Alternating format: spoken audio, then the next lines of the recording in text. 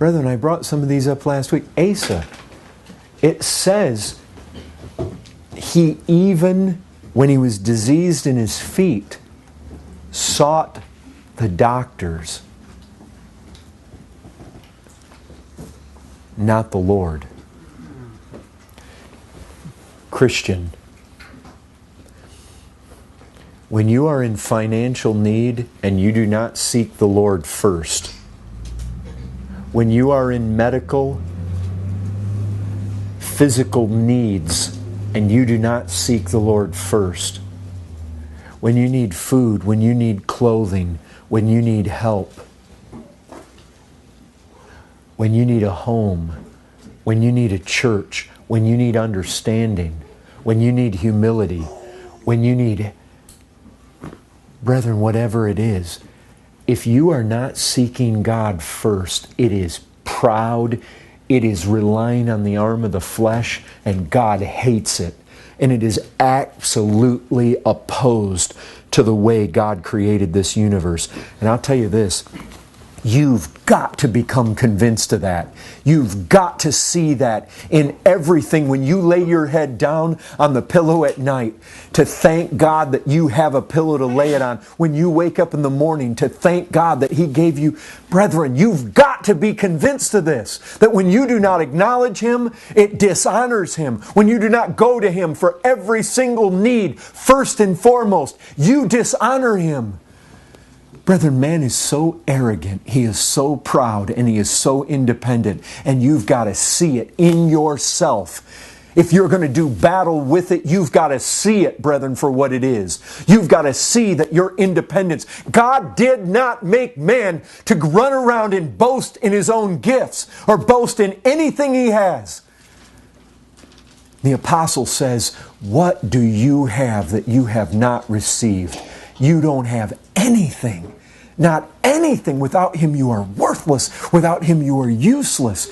Brethren, live in the light of that. That is a first and foremost fundamental principle. If you're going to do battle against these fleshly passions, and one of those passions, brethren, is self-exaltation. It is a desire in you to set yourself forth, to posture yourself, to position yourself, to look as though you are something, and to take credit for it. Brethren, that's innate in us as natural men. And God help us, we are not natural men anymore. We live in the power of another, the power of the Almighty. And brethren, you've got to do battle right there. You've got to do battle with this. Brethren, let this truth ring in your heads. It's not just that when you don't honor Him, that He withholds this stream of grace. The Scripture says very plainly, He opposes the proud. Brethren, I'll remind you, 1 Peter 5, He's dealing with people in the church. He's dealing with Christians when He said God opposes the proud. Can I tell you something? There are examples in the Scriptures where God doesn't just oppose the lost proud. He opposes the saved proud. You say, can that be? Can there be saved proud? Brethren, that's what Hezekiah did. That's what Asa did. When James and John were wanting to sit on the right and left hand of Christ, that's what they were doing. When they were arguing about who was going to be the greatest, that's what was happening. And that same Peter, who was one of those arguing, would later come along and say, God opposes the proud. Listen, Peter was pretty haughty. Even if all others deny you, I will not. God let him fall square on his face. He let the devil have his way with Peter in a way that the devil had to ask for special permission. Brethren, when God sets Himself against you to oppose you, watch out, because you will be opposed. So be careful. We've got to be convinced of these things. Brethren, there's two... you've got to be convinced you need this. You need to be convinced. There is too little regard in the church. There's too little regard in the preaching. There's too little regard in yourself, in myself, for this very thing. The call to humility, I'm afraid, has indeed been too little regarded in the church. And I think it has been because its true nature and its true importance has been too little appreciated. And I'll tell you this, humility does not come effortlessly. It comes with battle. It comes with tears. Brethren, it's like everything else in the spiritual realm. It comes through desire. It comes through earnestness. It comes through being persuaded. I need that. It comes through making it one of the chief things you are battering, that battering ram of prayer against the heavens for. Father, give this to me. Give it to me. You tell me that you will conform me to the image of Christ. Give me humility. I see it as a good thing. Clothe yourself with humility, the apostle said. In another place, he said that he urged us, he encouraged us, he exhorted us to walk in a manner worthy of our calling with all humility and gentleness. With all humility, brethren, we've got to be desperate for this. We've got to go after it. We've got to be earnest for it. You pray for it like your soul depends on it, because it does. It does, brethren, it does. And we've got to be convinced of it. And I'm not certain, brethren, that we have been entirely convinced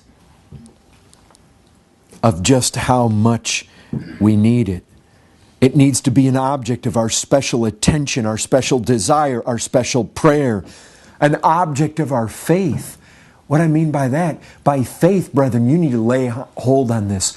Lord, you promised that you would conform me to the image of your Son. And one of the crowning characteristics is that He's gentle and lowly in spirit. He did not please Himself. He did not come to be served, but to serve. He told us to follow Him. Lord, please give us this. You told us that if we would cry out to you, you would not withhold any good thing from us. You told us if we then, being evil, know how to give good gifts to our children, that how much more would you give every good thing to us that ask? Lord, please, we're asking for this thing. We believe it to be good. We believe it, Lord. It needs to be an object of special practice. We must strategize in pursuit of humility. Jesus said, "Learn of me."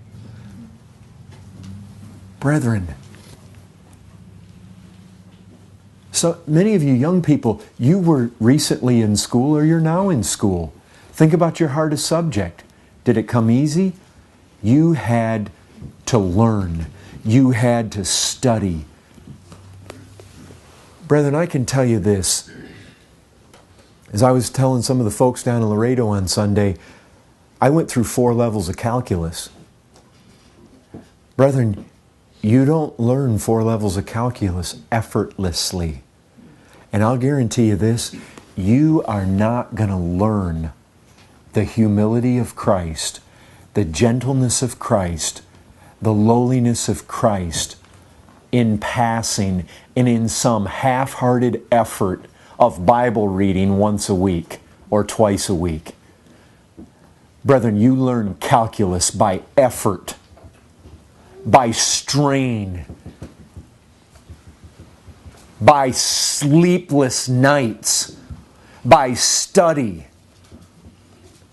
And you're going to learn Christ harder than I learned calculus. I guarantee it, brethren. It's got to be all-out earnestness to learn this humility.